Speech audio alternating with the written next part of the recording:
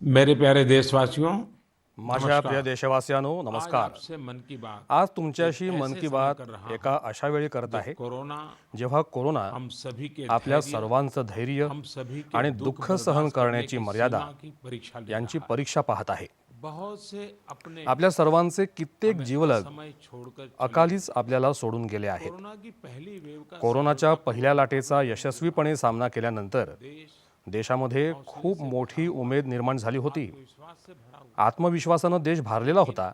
पण इस तूफान ने कोरोनाच्या या वादळानं देश को देशाला हादरवून टाकलं आहे. साथियों मित्रांनो, बीते दिनों इस गेल्या काही दिवसात निपटने के लिए या संकटाचा मुकाबला करण्यासंदर्भात माझी वेगवेगळ्या क्षेत्रातल्या तज्ज्ञांबरोबर विशेषज्ञांसोबत दीर्घ चर्चा झाली आहे. हमारी फार्मा आपल्या औषध उद्योगांच्या क्षेत्रातले लोक असोत, मैन्युफैक्चरर लस उत्पादक असोत, ऑक्सीजन ऑक्सिजनच्या निर्मितीशी संबंधित लोक असोत या फिर मेडिकल किंवा मग वैद्यकीय क्षेत्रातले जाणकार असोत, महत्वपूर्ण त्यांनी अत्यंत महत्त्वपूर्ण सूचना सरकारला केल्या आहेत. समय यावेळी में इस लड़ाई आम्हाला हे युद्ध जिंकण्यासाठी एक्सपर्ट्स तज्ज्ञ आणि वैज्ञानिक सल्ल्याला प्राधान्य द्यायचं आहे. देनी है। राज्य सरकारांच्या प्रयत्नांना पुढे नेण्यासाठी भारत सरकार सर्व शक्तीनिशी त्यांच्या पाठीशी खंबीरपणे उभं आहे.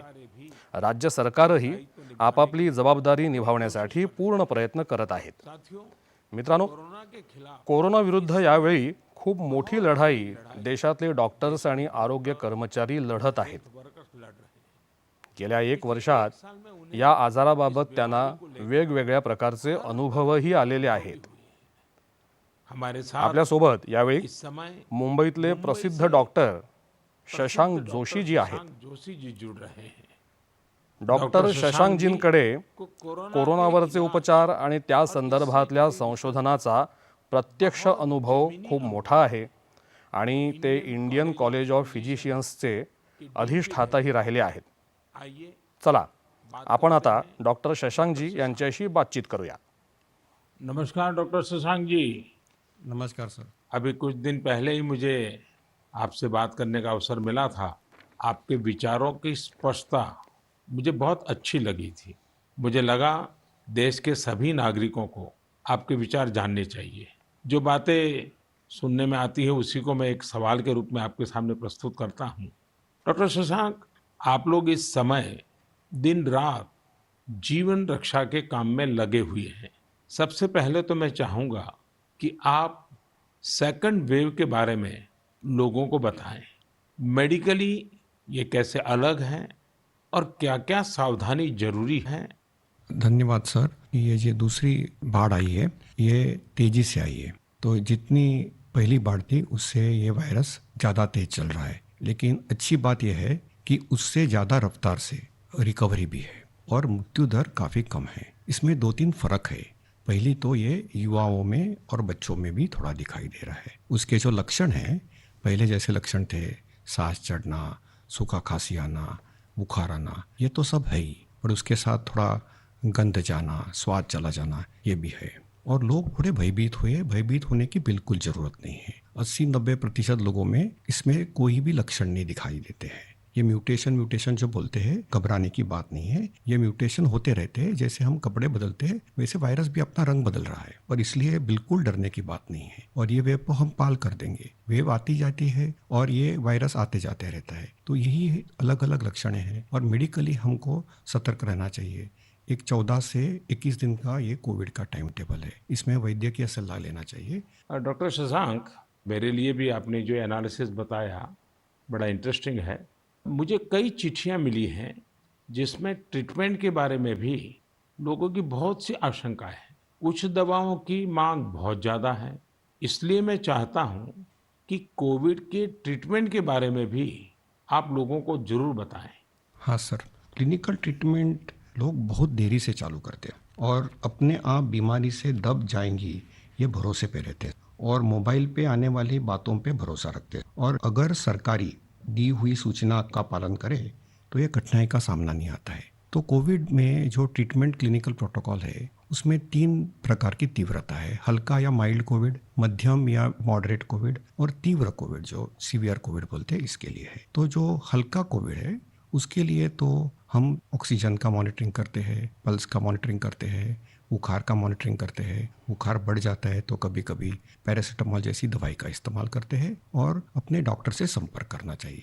जो मॉडरेट कोविड होता है, मध्यम कोविड होता है या तीव्र कोविड होता है तो वैद्यकीय अपने डॉक्टर के साथ संपर्क करना बहुत ज़रूरी है। सही और सस्ती दवाई अवेलेबल है जिसमें स्टीरॉयड जो है ये जान बचा सकती है। जो इनहेलर्स दे सकते हैं हम, टैबलेट दे सकते हैं हम, और उसके साथ ही प्राणवायु जो ऑक्सीजन है वो देना पड़ता है और इसके लिए छोटे छोटे इलाज है। लेकिन अक्सर क्या हो रहा है कि एक नई एक्सपेरिमेंटल दवाई है जिसका नाम है रेमडेसिविर। ये दवाई से एक चीज़ ज़रूर होती है कि अस्पताल में 2-3 दिन कम रहना पड़ता है और क्लिनिकल रिकवरी में थोड़ी सी उसकी एड होती है। ये भी दवाई कम काम करती है जब पहले 9-10 दिन में दी जाती है और ये 5 ही दिन लेनी पड़ती है। तो ये लोग जो दौड़ रहे हैं रेमडेसिविर के पीछे, ये बिल्कुल दौड़ना नहीं चाहिए। ये दवाई की थोड़ा काम है जिनको ऑक्सीजन लगता है, प्राणवायु ऑक्सीजन लगता है, जो अस्पताल में भर्ती होते हैं और डॉक्टर जब बताते तभी लेना चाहिए। तो ये बहुत ज़रूरी है सब लोगों को समझना। हम प्राणायाम करेंगे, हमारे शरीर के जो लंग्स है उसको थोड़ा एक्सपांड करेंगे और जो हमारी खून पतली करने वाली जो इंजेक्शन आती है जिसको हम हिपैरिन बोलते हैं, ये छोटी छोटी दवाइयाँ देंगे तो 98% लोग सर ठीक हो जाते हैं। तो पॉजिटिव रहना बहुत ज़रूरी है। ट्रीटमेंट प्रोटोकॉल वैद्यकीय सलाह से लेना बहुत ज़रूरी है और ये जो महंगी महंगी दवाई है उसके पीछे दौड़ने की कोई ज़रूरत नहीं है सर। अपने पास अच्छे इलाज चालू है, प्राणवायु ऑक्सीजन है, वेंटिलेटर की भी सुविधा है, सब कुछ है सर। और कभी कभी ये दवाई यदि मिल जाती है तो योग्य लोगों में ही देनी चाहिए। तो इसके लिए बहुत भ्रम पैदा हुआ है और इसलिए ये स्पष्टीकरण देना चाहता हूँ सर कि अपने पास वर्ल्ड की सबसे बेस्ट ट्रीटमेंट अवेलेबल है। आप देखेंगे कि भारत में सबसे अच्छा रिकवरी रेट है। आप यदि कंपेयर करेंगे यूरोप के लिए, अमेरिका, वहीं से भी हमारे यहाँ के ट्रीटमेंट प्रोटोकॉल से मरीज ठीक हो रहे हैं सर। डॉक्टर शशांक, आपका बहुत बहुत धन्यवाद। डॉक्टर शशांक ने जो डॉक्टर जानकारी शशांक यांनी जी माहिती आपल्याला दिली ती खूप आवश्यक आहे और हम सब आणि आपल्या सर्वांना उपयुक्त ठरेल। मित्रांनो, सबसे मी आपल्याला आग्रह करतो आपको अगर की आपल्याला कोणतीही माहिती हवी असेल किंवा कोणतीही शंका असेल तो सही तर योग्य स्रोतांकडूनच त्याबाबत माहिती घ्या। जो फैमिली डॉक्टर आपले फॅमिली डॉक्टर्स असतील किंवा आसपास जे डॉक्टर्स असतील से फोन त्यांच्याकडून दूरध्वनीवर संपर्क करून माहिती घ्या। मैं देख रहा हूँ मी हे पाहतोय की आमचे अनेक डॉक्टर्स स्वतःहून ही जबाबदारी घेत आहेत। कई डॉक्टर कितीतरी डॉक्टर्स समाज माध्यमांच्या द्वारे लोकांना माहिती देत आहेत। फोनवर किंवा व्हॉट्सॲपवरही लोकांचं समुपदेशन करत आहेत। की वेबसाइट अनेक रुग्णालयांची संकेतस्थळं सुद्धा आहेत ज्यावर ही माहिती उपलब्ध आहे। तिथे आपण डॉक्टर्सकडून सल्लाही घेऊ शकता। ये बहुत सराहनीय हे खूप प्रशंसनीय आहे। के साथ माझ्या समवेत आता श्रीनगरचे डॉक्टर नावीद नजीर शाह आहेत। डॉक्टर नावीद हे श्रीनगरच्या सरकारी वैद्यकीय महाविद्यालयात प्राध्यापक आहेत। नावीद जी नावीदजी यांनी आपल्या देखरेखीखाली अनेक कोरोना रुग्णांना बरं केलं आहे आणि रमजानच्या या पवित्र महिन्यातही डॉक्टर नावीद आपलं काम करत आहेत। और उन्होंने त्यांनी आमच्याशी बातचीत करण्यासाठी वेळ काढला आहे। आइए त्यांच्याशी आता चर्चा करूया। नावीद जी नमस्कार। नमस्कार सर। डॉक्टर नावीद, मन की बात के हमारे श्रोताओं ने इस मुश्किल समय में पैनिक मैनेजमेंट का सवाल उठाया है। आप अपने अनुभव से उन्हें क्या जवाब देंगे?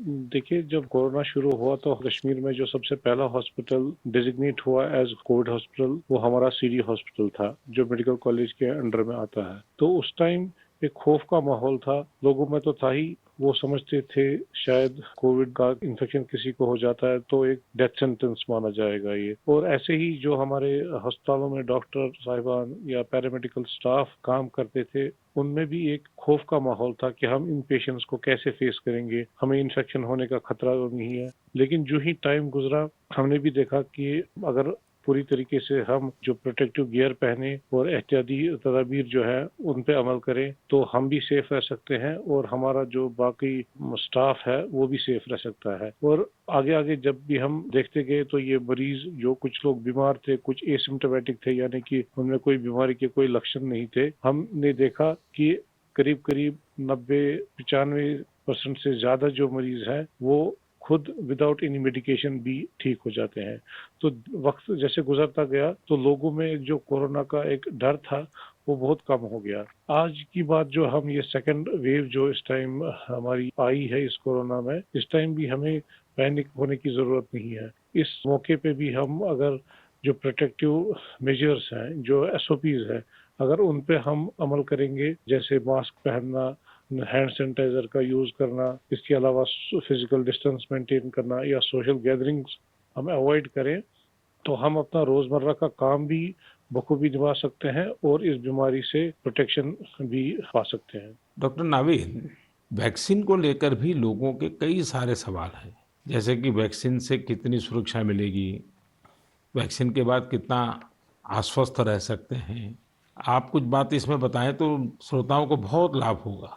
जब कोरोना का इन्फेक्शन सामने आया, तब से आज तक हमारे पास अभी कोविड-19 के अगेंस्ट कोई इफेक्टिव ट्रीटमेंट अवेलेबल नहीं है। तो हम इस बीमारी को फाइट दो ही चीज़ों से कर सकते हैं, एक तो प्रोटेक्टिव मेजर, और हम पहले से ही कह रहे थे कि अगर कोई इफेक्टिव वैक्सीन हमारे पास आए तो वो हमें इस बीमारी से निजात दिला सकता है। और हमारे मुल्क में 2 वैक्सीन इस टाइम अवेलेबल है, कोवैक्सीन है, कोविशील्ड है, जो यहीं पे बना हुआ वैक्सीन है, और कंपनीज भी अपनी जो उन्होंने ट्रायल्स की हैं तो उसमें भी देखा गया है कि इसकी एफिकेसी जो है वो 60% से ज़्यादा है।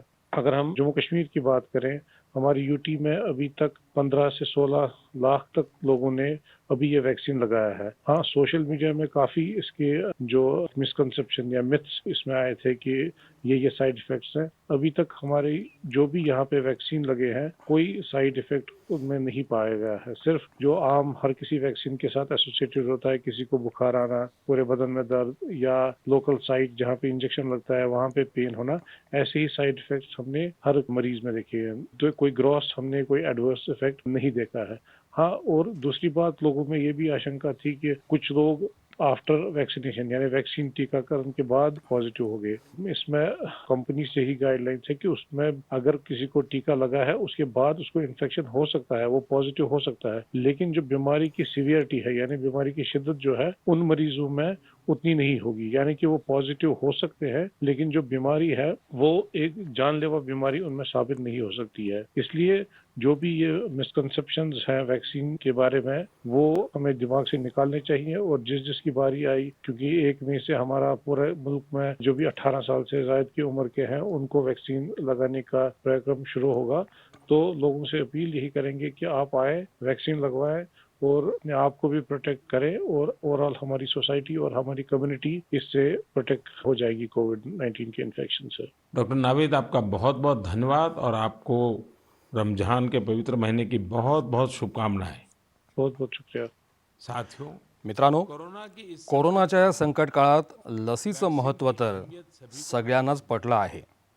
इसलिए म्हणून मेरा माझा आग्रह आहे की लसीच्या बाबतीत कोणत्याही अफवांना बळी पडू नका। आप सभी को मालूम आपल्याला सर्वांना माहीतच असेल की भारत सरकारकडून सर्व राज्य सरकारांना विनामूल्य लस पुरवण्यात आली आहे, जिचा लाभ 45 वर्षांवरील सर्व लोक घेऊ शकतात। ले सकते हैं। अब तो आता तर येत्या 1 मे पासून देशात 18 वर्षांवरील प्रत्येकाला लस उपलब्ध होणार आहे। उपलब्ध होने वाली है। अब देश आता देशातलं कॉर्पोरेट क्षेत्र आणि कंपन्या सुद्धा आपापल्या कर्मचाऱ्यांच्या लसीकरणाच्या मोहिमेत स्वतःचं योगदान देऊ शकतील। मुझे ये भी कहना है, मला हेही सांगायचंय की भारत सरकारकडून जो विनामूल्य लसीकरणाचा कार्यक्रम सुरू आहे तो पुढेही सुरूच राहील। मेरा माझा राज्यांना आग्रह आहे की त्यांनी भारत सरकारच्या या विनामूल्य लसीकरण मोहिमेचा फायदा राज्य के आपापल्या राज्यातल्या नागरिकांना जास्तीत जास्त प्रमाणात पोहोचवावा। मित्रांनो, जानते हैं आपल्या सर्वांना हे माहीतच आहे की आजाराच्या काळात आपली तसंच आपल्या कुटुंबाची देखभाल करणं मानसिक स्तरावर किती अवघड असतं। लेकिन हमारे पण आपल्या रुग्णालयातल्या परिचारिकांना तर हेच काम सातत्यानं अनेक रुग्णांसाठी एका वेळेस करावं लागतं। ये सेवा हा सेवाभाव हमारे आमच्या समाजाची खूप मोठी शक्ती आहे। नर्सिंग स्टाफ द्वारा परिचारिका ज्या प्रकारची सेवा देतात परिश्रम आणि कठोर कष्ट करतात से अच्छे से त्या बाबतीत तर सर्वात चांगल्या प्रकारे एखादी परिचारिका सांगू शकेल। मैंने म्हणून मी रायपूरच्या doctor BR Ambedkar medical college रुग्णालयात सेवारत असलेल्या सिस्टर भावना ध्रुवजी यांना मन की बातमध्ये निमंत्रित केलं आहे। वो अनेक त्या अनेक कोरोना रुग्णांची शुश्रूषा करत आहेत। ये उन्हीं से बात कर। आता त्यांच्याशी बोलूया। नमस्कार भावना जी। आदरणीय प्रधानमंत्री जी नमस्कार। भावना जी, यस सर। मन की बात सुनने वालों को आप जरूर ये बताइए कि आपके परिवार में इतनी सारी जिम्मेवारियां, इतने सारे मैंने मल्टीटास्क, और सर। उसके बाद भी आप कोरोना के मरीजों के साथ काम कर यस रही सर। हैं। कोरोना के मरीजों के साथ आपका जो अनुभव रहा वो जरूर देशवासी सुनना चाहेंगे, क्योंकि सिस्टर जो होती हैं, नर्सिस जो होते हैं, वो यस सर। पेशेंट के सबसे निकट होती हैं और सबसे लंबे समय तक होती हैं। Yes sir. तो वो हर चीज को बड़ी बारीकी से समझ सकती हैं। जी बताइए। जी सर, मेरा टोटल एक्सपीरियंस कोविड में सर 2 मंथ का है सर। हम 14 डेज ड्यूटी करते हैं और 14 डेज के बाद हमें रेस्ट दिया जाता है। फिर 2 महीने बाद हमारी ये कोविड ड्यूटी रिपीट होता है सर। जब सबसे पहले मेरी कोविड ड्यूटी लगी तो सबसे पहले मैं अपने फैमिली मेंबर्स को ये कोविड ड्यूटी की बात शेयर करी। ये मई की बात है और मैं ये जैसे ही मैंने शेयर किया, सबके सब डर गए, घबरा गए मुझसे। कहने लगे कि बेटा ठीक से काम करना। एक इमोशनल सिचुएशन था सर बीच में, जब मेरी बेटी मुझसे पूछी, मम्मा आप कोविड ड्यूटी जा रहे हो? तो उस समय बहुत ही ज़्यादा मेरे लिए इमोशनल मोमेंट था। लेकिन जब मैं कोविड पेशेंट के पास गई तो मैं एक जिम्मेदारी घर में छोड़ के गई, और जब मैं कोविड पेशेंट से मिली सर तो वो उनसे और ज़्यादा घबराए हुए थे। कोविड के नाम से सारे पेशेंट इतना डरे हुए थे सर कि उनको समझ में ही नहीं आ रहा था कि उनके साथ क्या हो रहा है, हम आगे क्या करेंगे। हम उनके डर को दूर करने के लिए उनसे बहुत अच्छे से हेल्दी एनवायरनमेंट दिए सर उन्हें। हमें जब ये कोविड ड्यूटी करने को कहा गया तो सर सबसे पहले हमको पीपी किट पहनने के लिए कहा गया सर, जो कि बहुत ही कठिन है पीपी किट को पहन करके ड्यूटी करना। सर ये बहुत टफ था हमारे लिए। मैंने 2 मंथ की ड्यूटी में हर जगह 14-14 दिन ड्यूटी किए, वार्ड में, आईसीयू में, आइसोलेशन में सर। यानी कुल अलग। मिलाकर तो आप 1 साल से इसी काम को कर रही है। Yes sir. वहाँ जाने से पहले मुझे नहीं पता था कि मेरे कलीग्स कौन है। हम एक टीम मेंबर की तरह काम किए सर। उनका जो भी प्रॉब्लम थे उनको शेयर किए, हम जाने पेशेंट के बारे में और उनका स्टिग्मा दूर किया सर। कई लोग ऐसे थे सर कि जो कोविड के नाम से ही डरते थे। वो सारे सिम्टम्स उनमें आते थे जब हम हिस्ट्री लेते थे उनसे, लेकिन वो डर के कारण वो अपना टेस्ट नहीं करवा पाते थे। तो हम उनको समझाते थे, और सर जब सीवियरिटी बढ़ जाती थी तब उनका लंग्स ऑलरेडी इन्फेक्टेड हो चुका रहता था, तब उनको आईसीयू की जरूरत रहती थी, तब वो आते थे और साथ में उनकी पूरी फैमिली आती थी। तो ऐसा 1-2 केस हमने देखा सर। और ऐसा भी नहीं कि हर एक एज ग्रुप के साथ काम किया सर हमने, जिसमें छोटे बच्चे थे, महिला, पुरुष, बुजुर्ग, सारे तरह के पेशेंट थे सर। उन सबसे हमने बात करी तो सबने कहा कि हम डर की वजह से नहीं आ पाए। सबका यही हमें आंसर मिला सर। तो हम उनको समझाएं सर कि डर कुछ नहीं होता है, आप हमारा साथ दीजिए, हम आपका साथ देंगे। बस आप जो भी प्रोटोकॉल्स है उसे फॉलो कीजिए। बस हम इतना उनसे कर पाए सर। भावना जी, मुझे बहुत अच्छा लगा आपसे बात कर करके। आपने काफ़ी अच्छी जानकारियाँ दी हैं, अपने स्वयं के अनुभव से दी हैं। जी तो सर। जरूर देशवासियों को इससे एक पॉजिटिविटी का मैसेज जाएगा। आपका बहुत बहुत धन्यवाद Bhavana ji. Thank you so much sir. Thank you so much. जय हिंद सर। जय हिंद। भावना जी और भावनाजी आणि परिचारिका कर्मचारी वृंदाचे आपल्यासारखेच लाखो बंधू भगिनी आपलं कर्तव्य अत्यंत चांगल्या प्रकारे पार पाडत आहेत। ही आपल्या सर्वांसाठी खूप मोठी प्रेरणा आहे। अपने स्वास्थ्य पर भी आपण आपल्या आरोग्याची खूप काळजी घ्या, आपल्या कुटुंबांचीही काळजी घ्या। साथियों, मित्रांनो, हमारे साथ आपल्यासोबत आता इस समय बंगळुरू इथल्या सिस्टर सुरेखाजी आहेत। भी जुड़ी हुई है। सुरेखाजी केसी सामान्य रुग्णालयात वरिष्ठ परिचारिका अधिकारी म्हणून कार्यरत आहेत। चला त्यांचे अनुभवही जाणून घेऊया। नमस्ते Surekha ji. I'm really proud and honored, sir, to speak to Prime Minister of our country. Surekha ji, you along with all fellow nurses and hospital staff are doing excellent work. India is thankful to you all. What is your message for the citizens in this fight against COVID-19? Yes, sir. Being a responsible citizens, I would really like to tell something like, please be humble to your neighbors, and early testing and proper tracking help us to reduce the mortality rate. And moreover, please, if you find any symptoms, isolate yourself and consult nearby doctors and get treated as early as possible. So community need to know awareness about this disease and be positive, don't be panic and don't be stressed out. It worsen the condition of the patient. We are thankful to our government, proud to have a vaccine also. I'm already vaccinated. With my own experience, I wanted to tell the citizens of India, no vaccines provides 100% protections immediately. It takes time to build a immunity. Please don't be scared to get vaccinated. Please vaccinate yourself. There is a minimal side effects, and I want to deliver the message like stay at home, stay healthy, avoid contact with the people who are sick, and avoid touching the nose, eyes and mouth unnecessarily. Please practice physical distancing, wear mask properly, wash your hands regularly, and home remedies you can practice in the house. Please drink Ayurvedic kadha, take steam inhalation and mouth gargling every day, and breathing exercise so you can do it. And one more thing, last and not least, please have a sympathy towards frontline workers and professionals. We need your support and cooperation. We will fight together. We will get through with the pandemic. This is what my message to the people, sir. Thank you Surekha ji. Thank you, sir. सुरेखाजी, खरंच या अत्यंत कठीण प्रसंगी आपण नेटानं मोर्चा सांभाळला आहे. आपण आपली काळजी घ्या. आपल्या कुटुंबालाही माझ्या खूप खूप शुभेच्छा आहेत. मी सर्व देशबांधवांनाही आग्रह करेन की जसं भावनाजी, सुरेखाजी यांनी त्यांच्या अनुभवातून सांगितलंय तसं कोरोनाशी लढण्यासाठी सकारात्मक ऊर्जा अत्यंत आवश्यक आहे आणि देशबांधवांना ही ऊर्जा कायम ठेवायची आहे. मित्रांनो, डॉक्टर्स आणि परिचारिकांसोबतच या काळात प्रयोगशाळेतले तंत्रज्ञ आणि रुग्णवाहिकांचे चालक यांच्यासारखे पहिल्या फळीतले कोरोना योद्धेही देवाप्रमाणेच काम करत आहेत. जेव्हा एखादी रुग्णवाहिका रुग्णांना घ्यायला येते तेव्हा त्यांना रुग्णवाहिकेचा चालक देवदूतासारखाच वाटतो. हे सर्व लोक करत असलेल्या सेवांविषयी, त्यांच्या अनुभवांविषयी देशाला नक्कीच कळायला हवं. माझ्यासोबत आता असेच एक सज्जन आहेत, श्री प्रेम वर्माजी. हे एक रुग्णवाहिका चालक आहेत.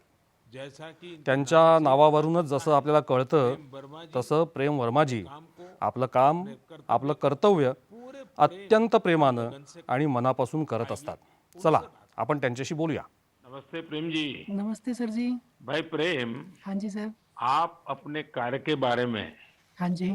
जरा विस्तार से बताइए। आपका जो अनुभव है वो भी बताइए। मैं कैट्स एम्बुलेंस में ड्राइवर की पोस्ट पे हूँ। हाँ। और जैसे ही कंट्रोल हमें एक टैब पे कॉल देता है, 102 से जो कॉल आती है हम मूव करते हैं पेशेंट के पास। हम पेशेंट को जाते हैं उनके पास।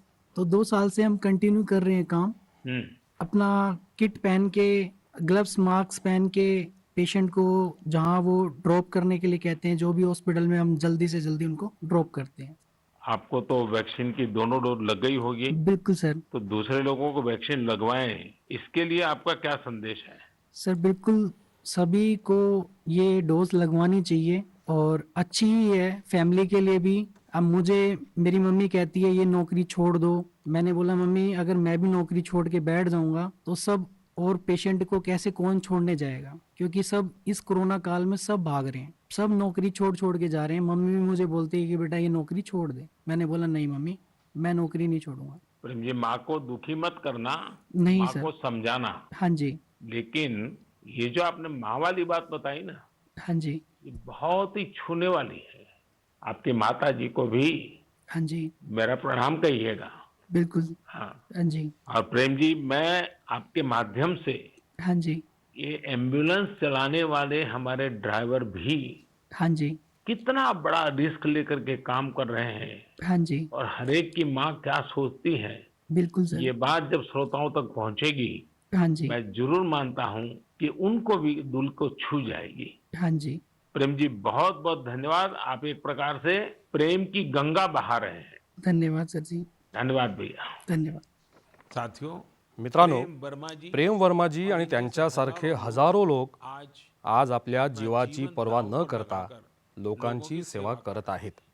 कोरोना विरुद्धच्या या लढाईत जितके जीव वाचवले जात आहेत त्यात या रुग्णवाहिका चालकांचं योगदान खूप मोठं आहे.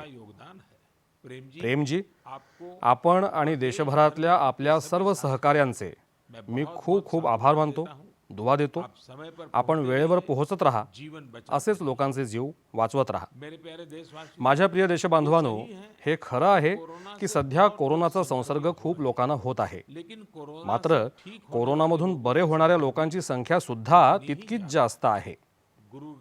गुरुग्रामच्या प्रीती चतुर्वेदीजी यांनी अलीकडेच कोरोनावर मात केली आहे.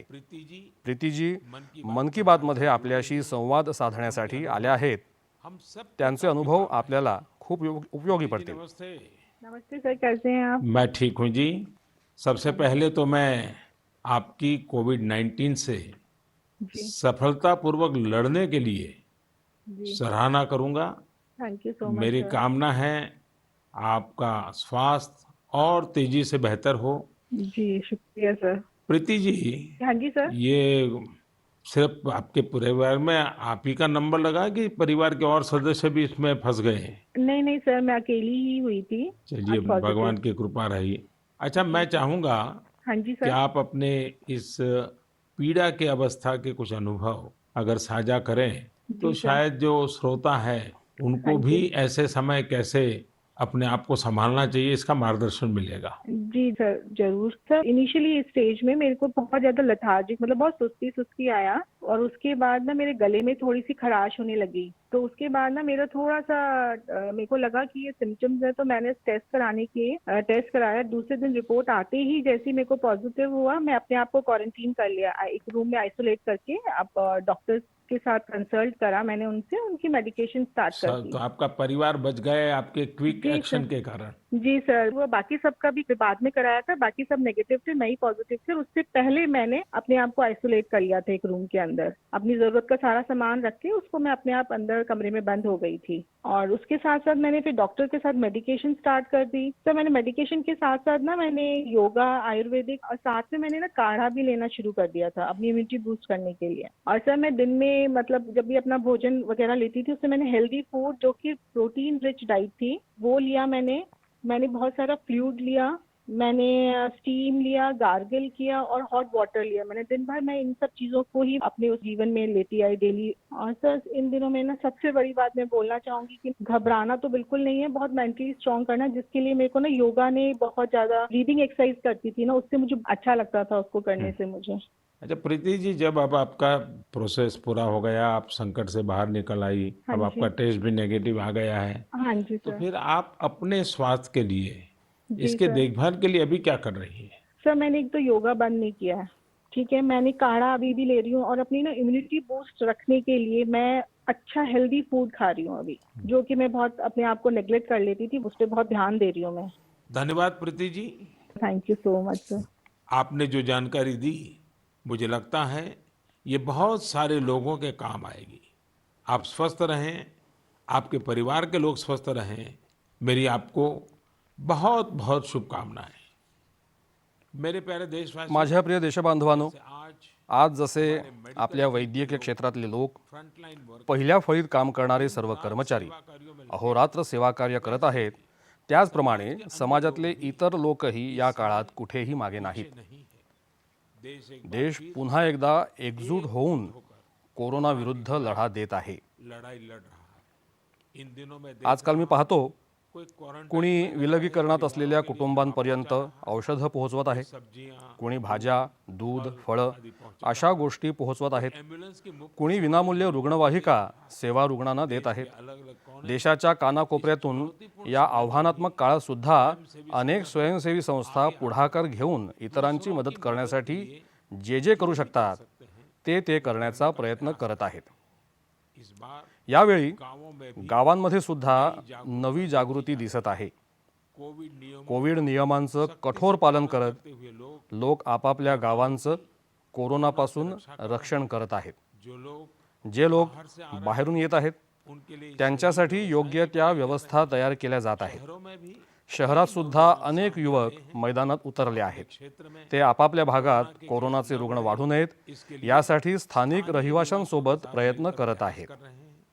यानी म्हणजे एकीकडे देश दिवस रात्र रुग्णालय, व्हेंटिलेटर्स आणि औषधांसाठी काम करत आहे, तर दुसरीकडे देश बांधव सुद्धा प्राणपणानं कोरोनाच्या या आव्हानाचा सामना करत आहेत. ये भावना ही भावना आपल्याला किती बळ देते, केवढा विश्वास निर्माण करते. ये जो भी प्रयास हे जे सगळे प्रयत्न सुरू आहेत समाज की ती समाजाची खूप मोठी सेवा आहे. यातून समाजाची शक्ती वाढत असते. मेरे पहले देश माझ्या प्रिय देशबांधवांनो, मन की बात आज मन की बात मधली पूर्ण चर्चा आपण कोरोना महासाथीवरच घेतली, क्योंकि आज हमारी कारण आज आपलं सर्वात मोठं प्राधान्य आहे या आजारावर मात करणं. आज भगवान महावीर जयंती सुद्धा आहे. इस अवसर पर या निमित्त मी सर्व देशबांधवांना शुभेच्छा देतो. भगवान महावीरांची शिकवण हमें आपल्याला तप और आणि आत्मसंयमाची प्रेरणा देते. अभी रमजान सध्या रमजानचा पवित्र महिनाही सुरू आहे. आगे पुढे बुद्ध पौर्णिमा पण आहे. गुरु तेग बहादूरजी यांचं 400व प्रकाश पर्व सुद्धा आहे. एक महत्वपूर्ण आणखी एक महत्त्वाचा दिवस म्हणजे पोचिशे बोईशाख टागोर जयंतीचा दिवस आहे. हे सगळे उत्सव आपल्याला आपली कर्तव्य पूर्ण करण्याची प्रेरणा देतात. के तौर पर एक नागरिक म्हणून आपण आपल्या आयुष्यात जेवढ्या कौशल्यानं आपली कर्तव्य पार पाडू कर्तव्यों को तेवढ्या लवकर आपण संकटातून मुक्त होत भविष्यातल्या आपल्या मार्गांवर तितक्याच वेगानं पुढे जाऊ. कामना के साथ याच कामनेसह मी आपल्या सर्वांना पुन्हा एकदा आग्रह करतो की लस आपण सर्वांनी घ्यायची आहे आणि पूर्णपणे दक्षही राहायचं आहे. दवाई भी कडाई भी म्हणजेच औषधही शिस्तही हा मंत्र कधीही विसरायचा नाही. आपण सगळे एकत्रितपणे या संकटातून बाहेर पडणार आहोत. इसी विश्वास याच विश्वासासह आपल्या सर्वांचे खूप खूप आभार. धन्यवाद. नमस्कार.